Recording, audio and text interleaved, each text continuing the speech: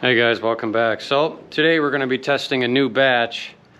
So I got the 5 totes in here all filled with pine and spruce. Same setup, but now these are just thrown in. When we split them, we just split them right into the totes here from the conveyor. So I did moisture test these. These are all freshly split within the last 2 days. They're all roughly 30 to 40%. So pretty wet. They're all, I mean, it's got to be the sappiest pines we've ever taken down. But so we're going to see what we can get this guy to. So I'm thinking of, on this cycle run, we're going to heat it up.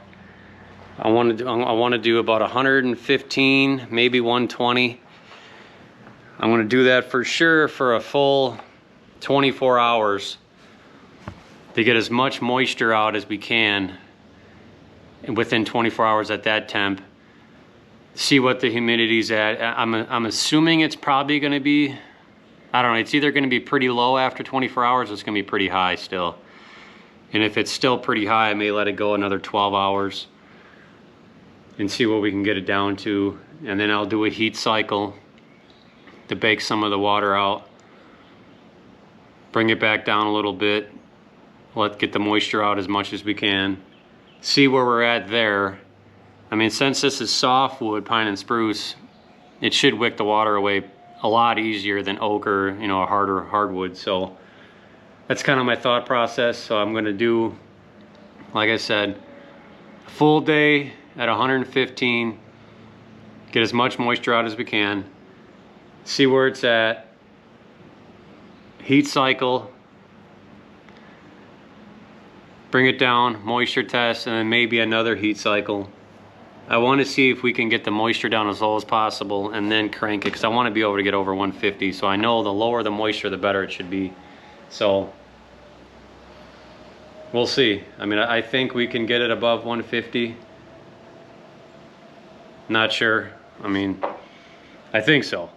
So we're going to try that and see what kind of results we get and see. So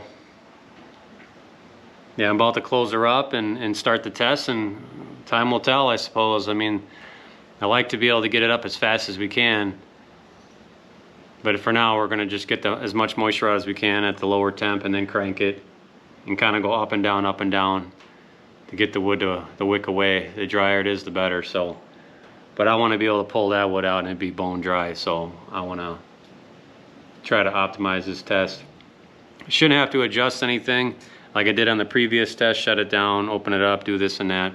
I did pull the fan forward about another 2 inches, so we should have a little bit better airflow as far as the heat fan goes. So we'll see. But yeah, stay tuned, and the next video should be a little bit of update on, or continuing, which it'll be in a couple seconds for you guys, continuing to see what kind of results we're getting from me doing getting as much moisture out as we can right off the get-go, and then heating it, and so on and so on. So we'll see how it goes. I may adjust my thought process as it goes. So, but yeah, stay tuned. All right, guys. Well, this batch is out of the kiln, and let me tell you, this stuff is dry.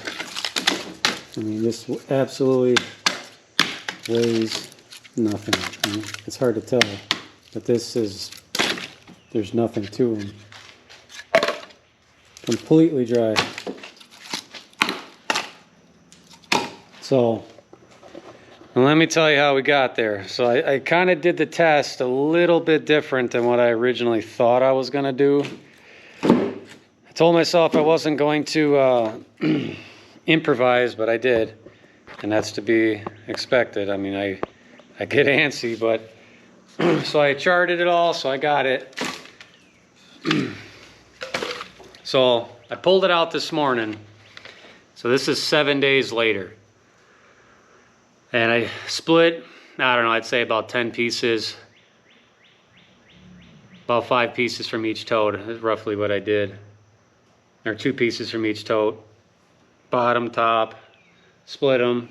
And I split the biggest ones too, because I wanted to make sure, because the skinnier pieces are just, they didn't even read, they were like 0%. So everything was about 5 to 7% on the big pieces. Otherwise, everything else was like maybe 1-2%, if that. A lot of them didn't even read. I mean, any of this sap that's on here is just crusty. It's not even sappy anymore, which is good. So my original plan, I don't remember what my original plan was, but this is what I did. So I did the first 11 hours, I did 120 degrees for that amount of time. And then the next 10 hours after that, I bumped it up to 130. And then 7 hours after that, I did it for 140 degrees. So I did that. And when I went back out there after it, you know, I was at 140 for however many hours. I mean, like I said, I did it for 7. It was like 75% humidity. And obviously at that temperature, the dehu doesn't run. So I'm like, well, it's kind of pointless to get it up to this temp because I'm not getting rid of the moisture, right? Because I don't have any way to vent it. So at that point in time, I started to open the doors. At least open the one door, and it would go from whatever, 70% down to like 30, like real quick. So moving on forward after that, so then I let it cool back down to 110 degrees. And I ran it at that for 20 hours. And occasionally, like, so I'd go out there, whenever I was around, I would check it. It'd be like around 50, 60%. I'd open the door. I'd open the right side door all the way. And it'd go from 60% down to maybe upper 20s, low 30s. And it would lose a few degrees, you know, because I didn't have to open it long. Maybe, I don't know, I'd say the longest I did it was 5 minutes. So I did that the remaining of the test. So then I cranked it back up to 138, and I only did that for 2.5 hours because then the moisture was just ridiculous. So I'm like, I don't even know why I'm doing that. So then I brought it back down to 110 to 100 degrees. I did that for 2 days, 2 full days. And I'd go out occasionally, crack the door, vent it, because you'd walk in there and I mean, the moisture was just insane, right? I mean, you would walk in, I walked back out, and I literally walked to the back and right back out, and my son was like, Daddy, you're all wet, because, I mean, it was so thick. So, and then so after those 2 days, I could tell the moisture was coming down pretty good, to the point where I knew I could probably crank it back up to get more moisture to bake out of the center of the wood. So I cranked it up to 145 degrees for almost 6.5 hours. The moisture went really high again, so cracked the doors, vented it, blah, blah, blah. And then I let it cool back down. I just had the doors wide open. I let it cool down quickly because I didn't have much time. And then I let it sit around 105 degrees. I did that for 12 hours. And like I said, occasionally that whole day, actually, you know what, I was around. So I think every 40 minutes or so, half hour, 45 minutes, I'd come out, open the door, get the moisture out. And I was hovering around, I think, 40%, and then it would jump down to low 20s, and then it'd go back up to maybe mid 30s. Eventually, when I cracked the door at the last time, it was down into the low teens humidity after I let the door open for couple minutes. So then I knew, I was like, okay, we're almost there. It's got to be pretty dry in there. I would go in there, test it. I know it's hot. And it was reading. Some of them didn't even read. Some read like 5%. I didn't split them, but I knew the inside was probably a little wet. So then I knew I could probably get it pretty hot in there. So then I cranked it to 150 degrees for exactly 24 hours. And it got there, and it held real easily. And I didn't touch it. I didn't open the doors because I wanted it to just bake and bake and bake. So as soon as it hit 150 degrees, that's when I started the time, because I wanted to make sure I got the kiln up and it stayed there. So at least the internal of the wood would probably get to at least 140. So I did that for 24 hours, and the moisture wasn't really that bad. I think it was in the upper 50s at that point. And then I brought it back down to 100 degrees for a little over 24 hours to get as much moisture as I could out of the kiln, out of the wood. And then I opened it up this morning after I shut it down. Opened the doors wide open, let it cool down for about 8 hours, and then I brought them in here. And then this is 12 hours later, give or take. So just cracked open a bunch, and like I said, they're all between 5 to 7%. 7 was the highest, and I was on like a really fat piece. So yeah, I mean, like I said, I think the first 2 days when I did 120, 130, 140, didn't vent it, I think that was all for nothing, because the moisture in there, like I said, almost hit 80%, and I'm like, well, that's really bad. So I pretty much just wasted BTUs on the boiler heating the thing. So yeah, that was kind of for nothing, because I did it. I'm like, you know what, what my original plan was I think to gradually bring up the temp in the wood and then go higher and then go higher again. But if there's no way to vent the moisture, because the DU, like I said, the DU, it worked at 120, maybe 130. I got a good amount of water out, but it just doesn't do it fast enough. So I'm like, that's probably not a good thing. So I started venting it, and I could tell instantly, night and day difference, right? So I'm actually in the works of putting the vent in. I already got it plumbed outside. I'm gonna plumb it into the duct that is like the intake for the DU, and I'm gonna have a powered fan on it so I can actually suck out the heat / moisture on it. Have that on a total separate controller that when it reaches a certain percentage, it pulls it out. And I'm gonna have to play with that to see what the best setting is. And I'm probably gonna have to, you know, set it to where it turns on after a certain point when I know the wood is actually up to temp, because otherwise I'm just sucking the heat out and it's never going to get up. So I'm in the process of that. I won't have the fan portion, I think, till maybe tomorrow or the next day, because once I get that installed, I got another 4 crates to go in, not 5, same stuff.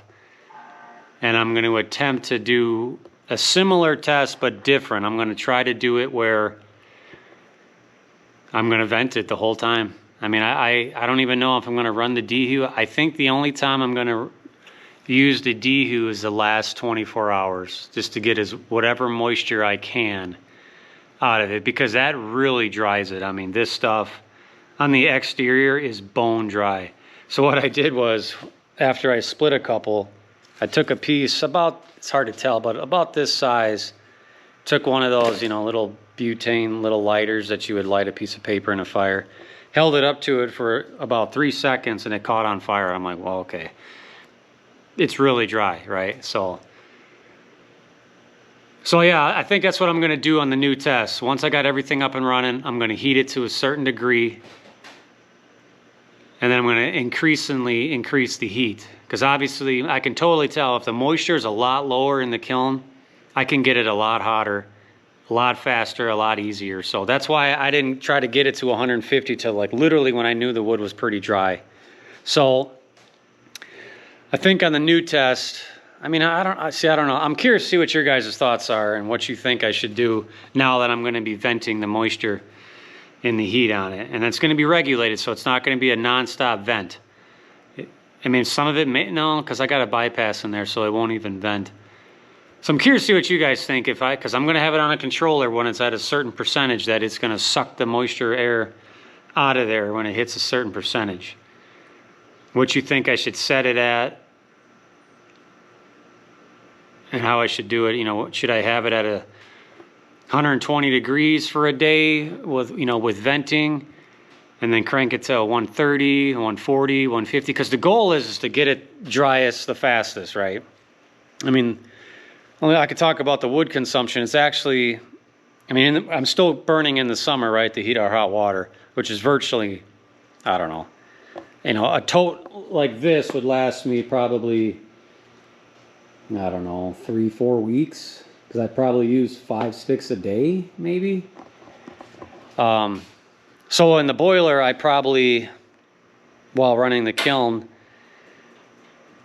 maybe double the consumption. I don't know. It really wasn't. I mean, it's hard to say. It really wasn't much. It's not like in the winter when you're packing a good amount of wood. So I'm not concerned about wood consumption, and running the little exhaust fan that it's going to have, it doesn't really matter either. I'm okay with running that. It's going to be way cheaper than running the DU. I know that. So and the fan's in there, whatever, the fans run, so be it. So I think I'm gonna say, I hate just running these tests, and if it doesn't work, it's like, okay, you know, but I know venting it's gonna work. So I think I'm gonna try to do 120, 130, 140, 150. And I may do it like that, because I think my goal of 3 days is not gonna happen. I could be wrong now that we're gonna vent it, because this was 7 days and it's all dry. And that's with me venting it maybe 20 times, right? And now with the power vent, it'll probably run 20 times in an hour. So my goal, I think, is 5 days, 3 to 5 days, depending. I know, you know, softwoods are probably a little bit quicker to do versus like a hardwood, you know. So still gonna be trial and error. So I'm curious to see what you guys think, if I should, you know, what percentage. I think what I'm gonna do is bring it back down to like 45% humidity, and then have like a 10% differential, because it's going to jump back up pretty quick once it stops sucking the air out. I could be wrong, but I'm pretty sure. I think that's what I'm going to do. And then the first day I'm going to really monitor it so I can watch it, so it's just not constantly sucking the heat out. And you know, or do I run the dehu for 24 hours to get that initial moisture out? I don't know, because I don't think that's a smart play, because when that wood that I'm going to put in there, like I said, it's between 40 to 50%. I mean, it's wet. And it takes so long to get all that moisture out, because there's so much water in there. I think the best thing to do for the first 2-3 days, depending on how it goes, I mean, it could go faster than I think, I don't know, is to power vent it out, the moisture out. And then, like, after I sterilize the wood for a day, then I think when it comes back down, because now it was at the hottest, is run the dehu for 24 hours to get that whatever bit of moisture that's left out. So I think that's what I'm going to do in the next batch. And when I put that wood in, I'll show you guys. I'll be done with the venting system hopefully tomorrow, and I'll get that batch in there maybe tomorrow night. We'll see. And kind of go over some things. And I should have some of your guys' feedback hopefully on this video. Like I said, I do read the comments. You know, some of you guys probably have a kiln, or you know somebody who does, or knows some stuff about it. So like I said, I'm curious to know what you think. You know, your suggestions, am I on the right path, you know? So, but all in all, this test is good. I mean, everything's dry. It went way longer than I wanted it to, but I wanted to make sure this wood was dry, like dry, and ready to go, because I'm going to turn all this into kindling. So I needed to make sure that it was literally bone dry, because otherwise it was just a complete waste of time. So did I run it longer than I needed to? I don't think so, because obviously it's dry. So did I waste a couple days in the beginning? Yeah, I think so, unfortunately. So, but yeah, that about wraps this one up here. So yeah, all in all, it was a pretty good success, I think. But yeah, so yeah, the next step I think tomorrow I'm going to work on is making this stuff into kindling, maybe, depending on if I have time or not. I don't know. I got a good sized wood delivery I got to do in the morning, and then if the parts come for the vent, I'll work on that. So we'll see. But yeah, here's the wood I got for tomorrow. It's 2 cords of wood, all ready to go. It's hard to tell how much is in there, but that's 2 cords of mixed hardwood. So. But yeah, like I said, I like to hear you guys' feedback, and as always, keep burning.